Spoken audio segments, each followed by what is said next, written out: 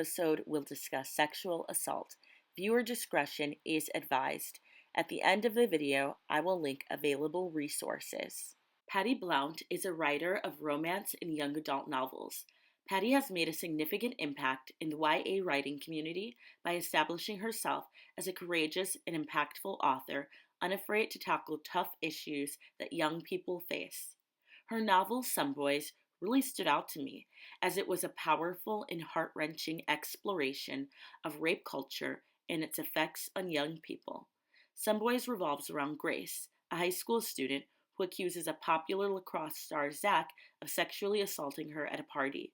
The narrative is told from two perspectives, Grace's and Ian's, who is Zach's best friend. Some Boys has been praised for its complex plot and deeply drawn characters. The book won the Firecracker Award, which was presented by the Council of Literary Magazines and Presses in the Young Adult category in 2015, highlighting its immense impact. Please welcome award-winning author Patty Blount to the hot seat. Welcome, Patty. Thank you for allowing us to interview you today. Thank you. Thank you. I'm very happy to be with you today. Absolutely. I've definitely had you on my radar for a while. I've been wanting to chat with you about the book. Some Boys was really amazing. And so my first question for you is, there's such a need for books like Some Boys, especially in the YA genre, that explore the important topic of sexual assault from the perspective of the person who actually experienced it and what follows that. So did writing a book that discusses such a sensitive topic make you nervous that it could offend readers or be difficult to publish? That is a great question. And to be honest with you, I was never really concerned about my nervousness or offending readers. In fact, I was actually looking to anger people. I really kind of hoped people would throw the book across the room in a fit of fury. That was what I was hoping to achieve with this, because that's where I was writing it from, if that makes sense. Most of the, I think, ideas for my novels come from the news, and Some Boys was definitely one that I picked out of the news. Not too far away from where I am in New York, there were a couple of stories that had hit the news many years back when I was still developing another story. And I remember having this conversation with my editor at the time. I was under a 2-book contract with my publisher, and I was telling her how angry I was over the way the news was reporting these stories, right? That, oh, look what she was wearing. And she was drunk. And it was always she, never he. And I was really getting absolutely outraged by this. And I said, I would love to write a rape story, but I want to do it in such a way that she's the hero and not the, the person who's responsible for the crime committed against her. And my editor was intrigued by this idea. And she says, but you write romance. How are you going to do that? You're not going to try and pull a Luke and Laura where she falls in love with our rapist, are you? I said, absolutely not. I think what I'm going to do is have her fall in love with her attacker's best friend, because now that's going to be a great way to put him in the middle and have him decide, what do I do? Who do I believe? What do I do? This is my best buddy. I want to be loyal to him, but she's making a really compelling story here. So now he has to face the truth. So I loved having that lens be what I wanted my readers to be looking at these crimes with, that same sort of like, what's right, that same sense of justice. So, I think Ian in the story became the way I was expecting the media to report on these crimes, and the way that so many people who were consuming these news stories were not, right? They were believing, oh my goodness, look at what she was wearing, and she was behaving badly, and she snuck out of the house, and what do you expect to happen? Not rape. That's what I expect to happen, right? So I think that these, the whole idea of upsetting readers was kind of what I was going for. I just wanted them upset in the right way.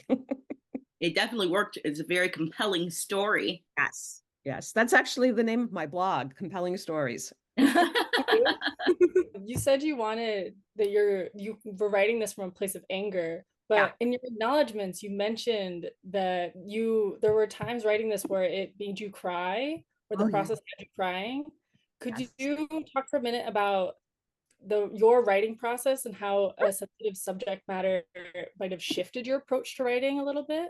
Yeah, sure, absolutely. So we have this old saying. There's like authors will often talk about trying to hit the right emotional note in their stories, right? So there's this old saying that if there are no tears in the writer, there are no tears in the reader.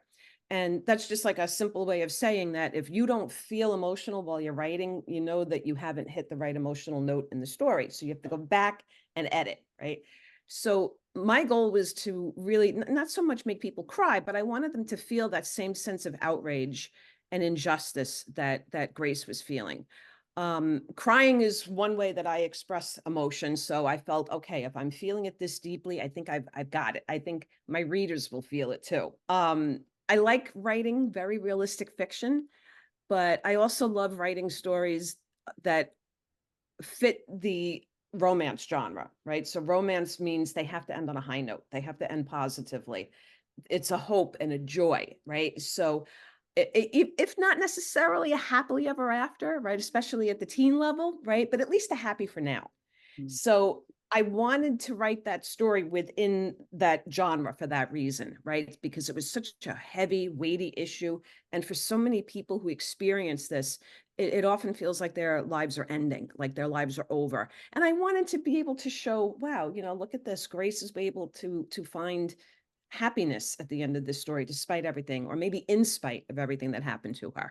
So I look at that as sort of the reward, right? Um, for writing like a very deeply emotional scene. Does that make sense? Oh, definitely. I think that you certainly achieved those emotions in me. I was furious when I was reading it. I was so sad, everything. Yeah. Sad, but also like I just like the idea that she wasn't completely losing hope. She kept Yeah, trying and she kept fighting and she kept trying to make people see, and it paid off in the end. it was so hopeful in the end. It was wonderful.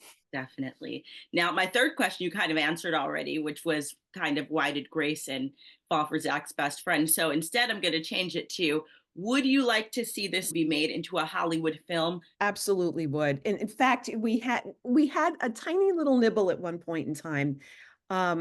Maybe about 5 years ago or so, there was a production company called Awesomeness TV Mhm. that reached out to get a review copy. And I was so excited. We sent them off a copy and we never heard from them. So it turns out the person who requested the book left the company. I Mhm. tried to follow up a few times, but I never got a call back. But I think that would be fun. I think it would be amazing, especially today with all the streaming services, to Yeah, have not necessarily a 2-hour movie, but maybe like, an 8-hour episode arc that we mhm. could stream to really do the book justice. I would love that. That would be I can incredible. really see it being a good TV show.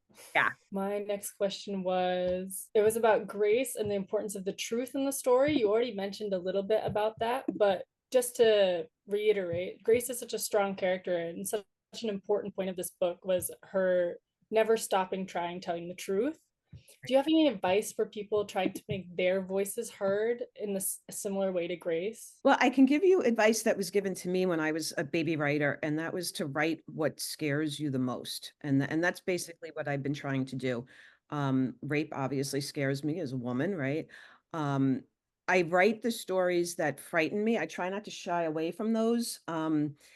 And I think in this particular case, I mentioned how furious I was over the ways that mainstream media was presenting this as the victim's problem rather than the perpetrator's fault.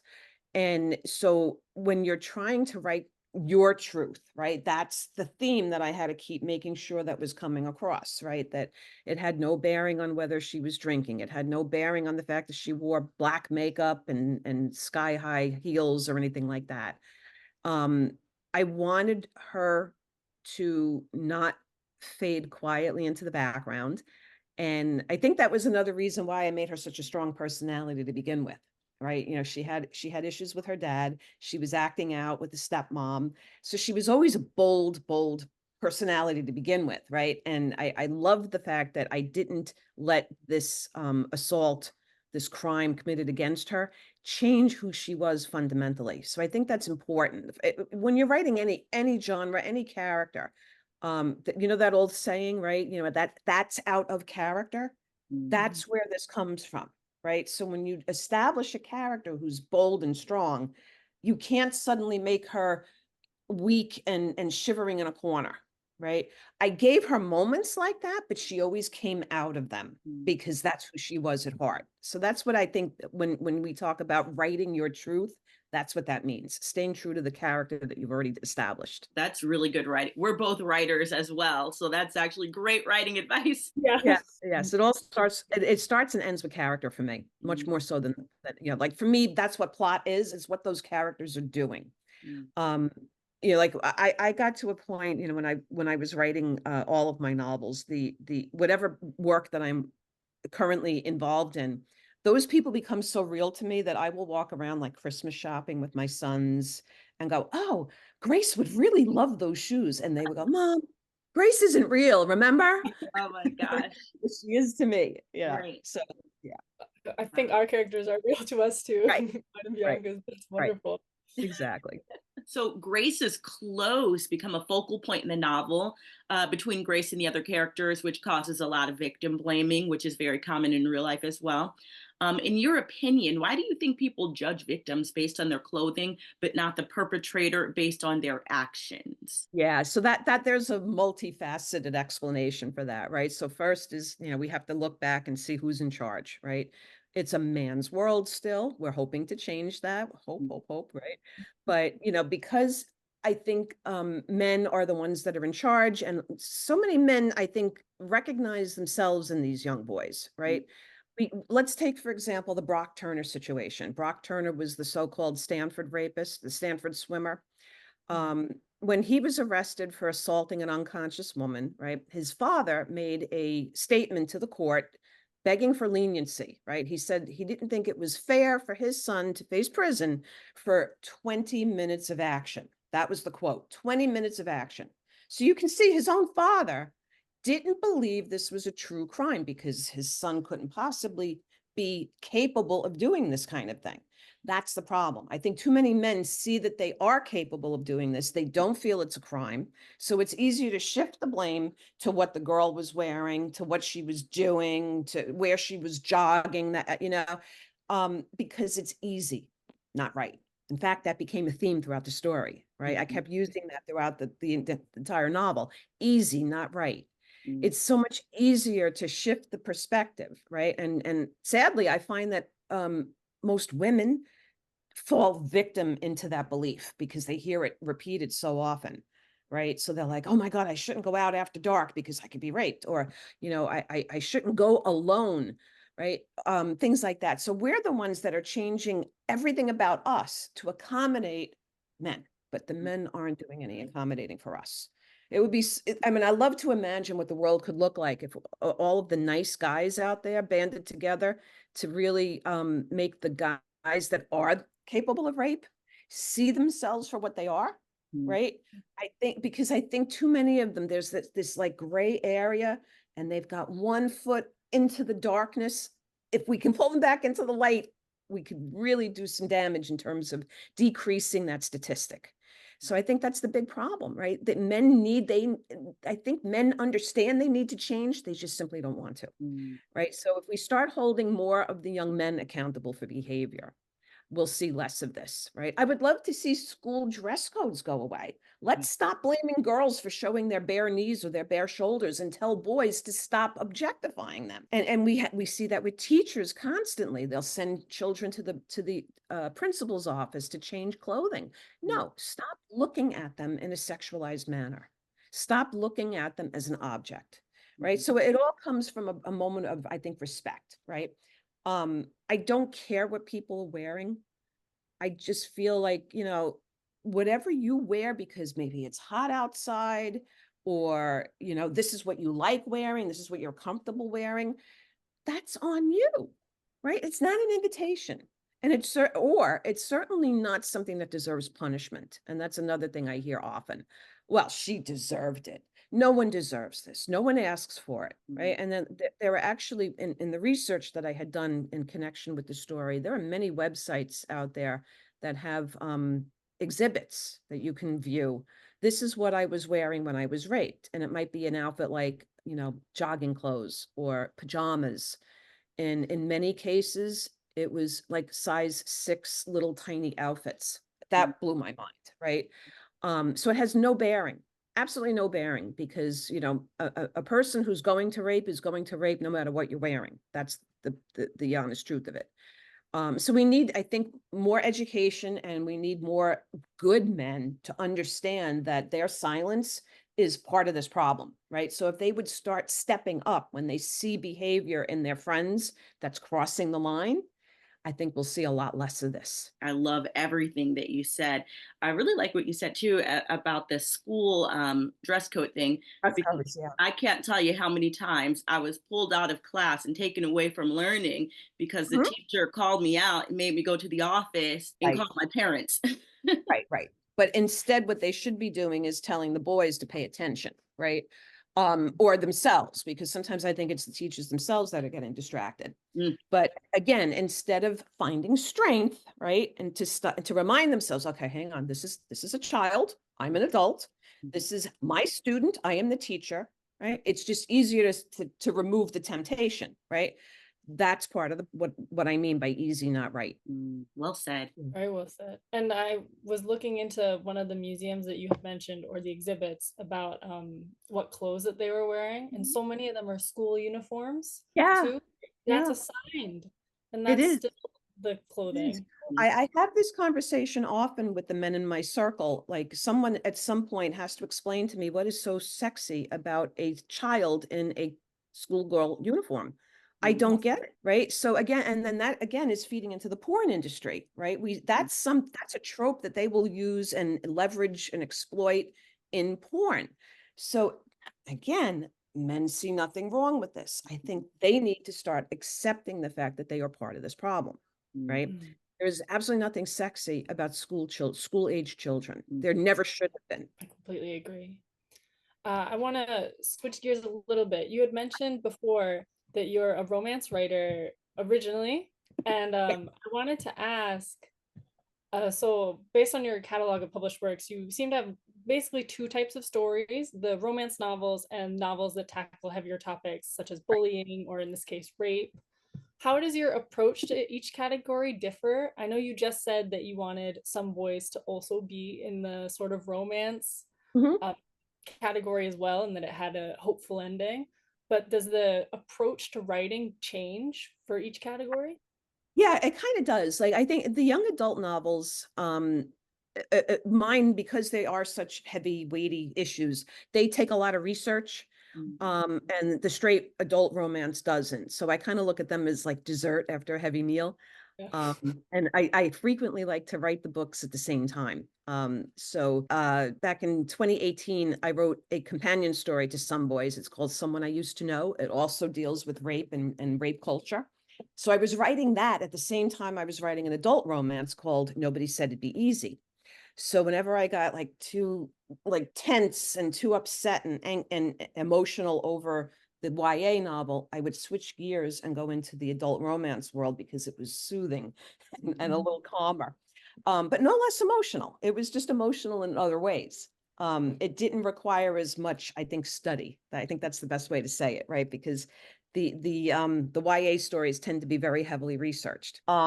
But like the adult romances, they deal with some big emotions too, mostly grief.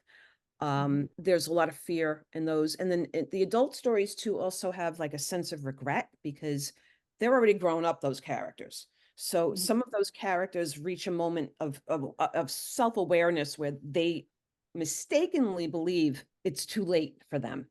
It's too late for them to have found love, or it's too late for them to have reached this goal. It's over. And now they're grieving what they now feel they not necessarily lost, but will never have a chance to find.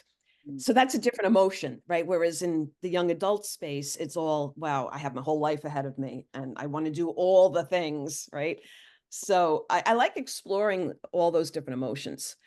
Um, and writing both of those novels at the same time was almost good therapy for me in a sense, because like, one would be so emotional in one way, and then I would have a chance to almost flip that same emotion upside down in the other novel. Yeah, so they both ended up coming out at the same time. Oh wow. It almost sounds like a great like writing exercise too, to see Yeah. one emotion and then be like, okay, what about from the older the older Yes. age perspective? How do we look at that again? Yeah, the only challenge to this is that like the young adults are written in first person and the adult romances are written in third. So I often forgot. And I would have to go back in and heavily edit everything because I forgot what tense I was in and what POV. I enjoyed it. I loved being able to prove all my characters wrong about what they thought, their lives were going to be, because I still love having that happy ever after at the end. Back to That's some so voice. In this novel, you conveyed Grace's experience so well.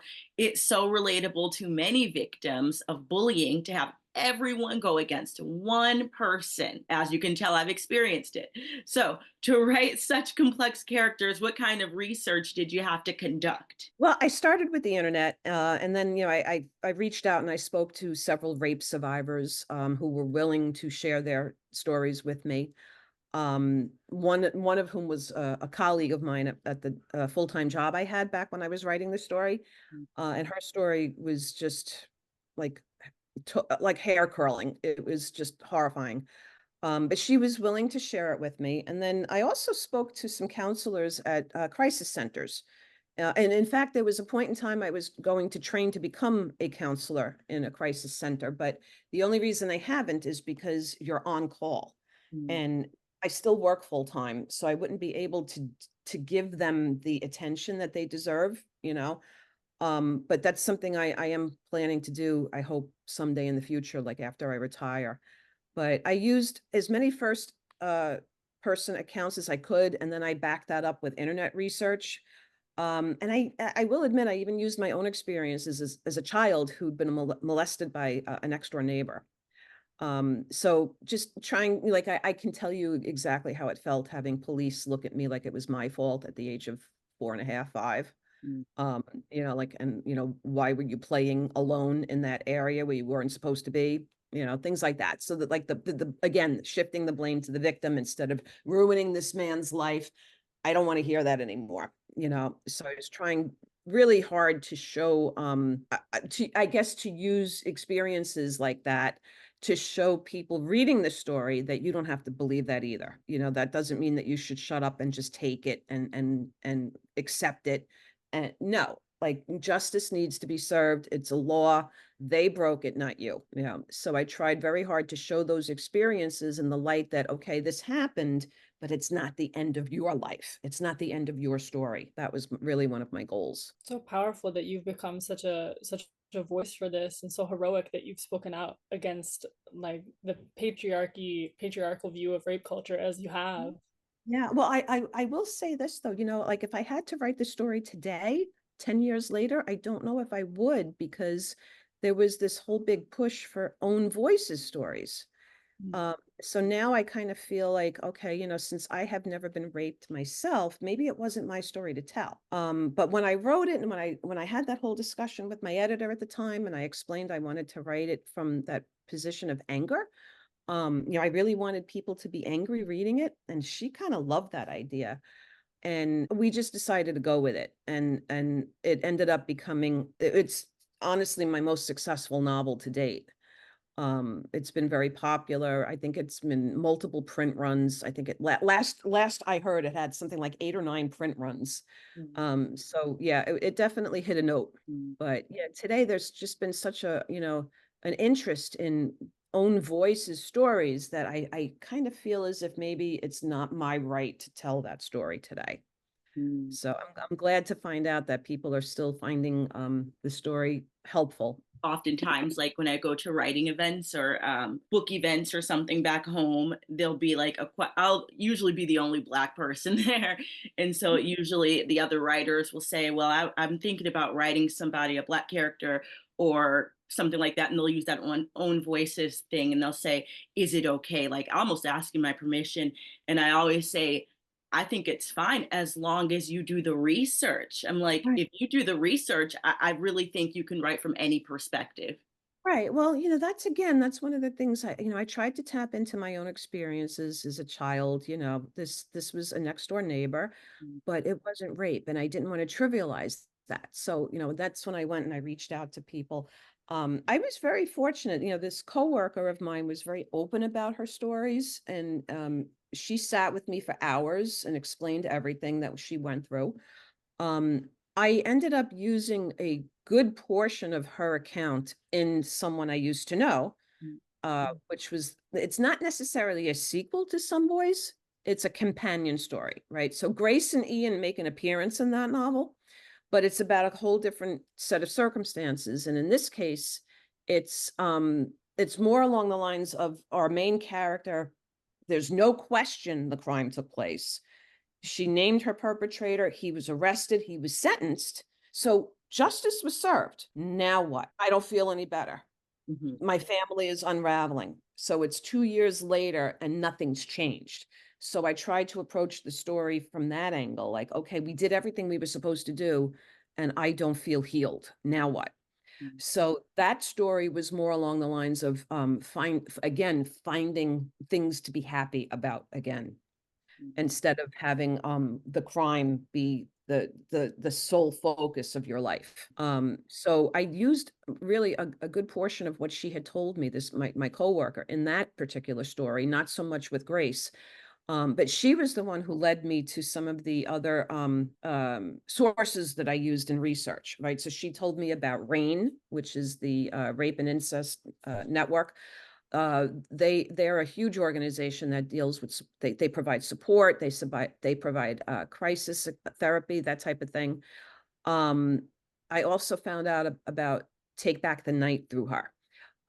So I found other sources of information that I could use through contacts who had, had survived this crime. So yeah, I agree. I think the research is really the most important part of this. The last question that I had for you was moving off the other parts of your catalog. I see that you have anthology romance series with other writers, Mhm. and me and Bianca have been talking a lot about our stories to each other, but I've never seen collaboration as writers go like that. And what is that experience like? That was so much fun. So that is so there's a romance author, Jane Porter. Jane has her own publishing company called Thule Publishing Group.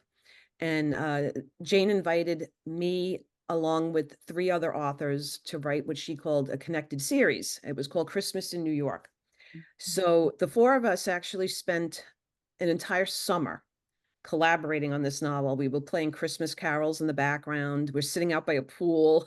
We're trying to get into a Christmas mode here. One of the authors was Jewish, so this was actually kind of interesting for her to write a Christmas story. And she kept saying, maybe I want to write a Hanukkah story because that's, what I feel. So the four of us, first thing we had to do was come up with a backstory that could support all four of these novels.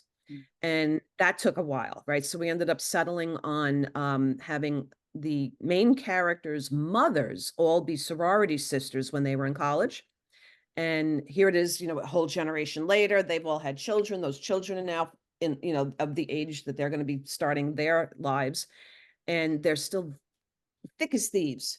This is the family of not of blood, but of their heart, right? So those ties are strong. And so we came up with that backstory that could support all four of these novels. And then we needed a little bit more than that, right? We started coming up with our characters themselves and tried to fit them into that, like, what would that look like growing up together? What are their backgrounds, right?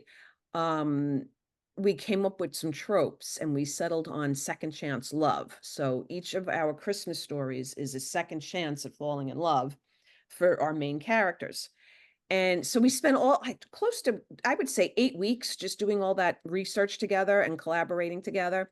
And at one point, I ran out of space on my hard drive because we had so many notes floating around that we ended up having to purchase space. It wasn't even enough for the free version of Google anymore.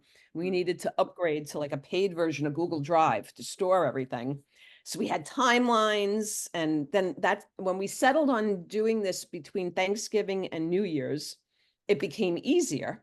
And each time, like, we figured out, okay, this is where I'm gonna have my character's gonna be in the city, and mine's gonna be in Long Island, and mine's gonna be in upstate New York. So we're like, okay, how are we gonna deal with time? Because it's gonna take hours for the person on Long Island to reach the person upstate New York. Oh, that's a really good point. I'm gonna get rid of that whole travel scene and I'm gonna make it a Zoom call, right? So that way we could omit time, right? So we had a lot of issues like that to deal with, and we had to write with each other constantly. So we would pick dates and times, and we would do what we called writing sprints, and we would just write for like an hour, and then we would share it just like we're doing right now over a Zoom call, and we would share our screen, show a scene, and say, okay, does this work for you if I have your character Jeannie show up in my book? And she's like, okay, let me think about that. What day is it? And she's like, oh, wait a minute, no, that's not going to work because I've got those characters baking cookies on Long Island. And I'm like, okay, what if I change it to that morning or that evening? She says, that'll work. So we had to keep doing things like that to get the continuity to work. My book was the last one in the series, and I had a very deep, dark scene where we had almost like an intervention staged for my character, and because of the time difference, one of them had to be speakerphoned in. She couldn't be there in person because her author had her someplace else.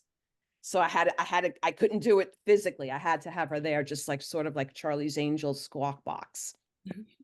So my last question for you is, and I ask every person that I interview this, is there anything else that you would like to share? There is. First of all, I'd like to thank you both for inviting me to talk to you today. I love speaking about my novels, and I'm absolutely just delighted and proud that Some Boys still has this impact on readers 10 years after it's been released. I really believe stories like Some Boys have a crucial place in the lives of young adults. I think it's important that we make them accessible.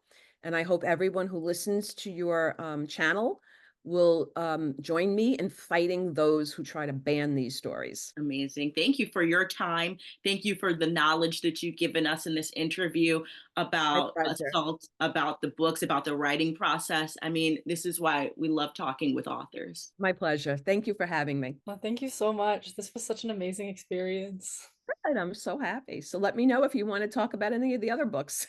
Oh, I've started reading the Christmas one. Oh, good, good, good. Okay. I was going to say, don't tempt us. We're going to do it because we're going to do it. Okay. You know where to find me. I'm always happy to chat.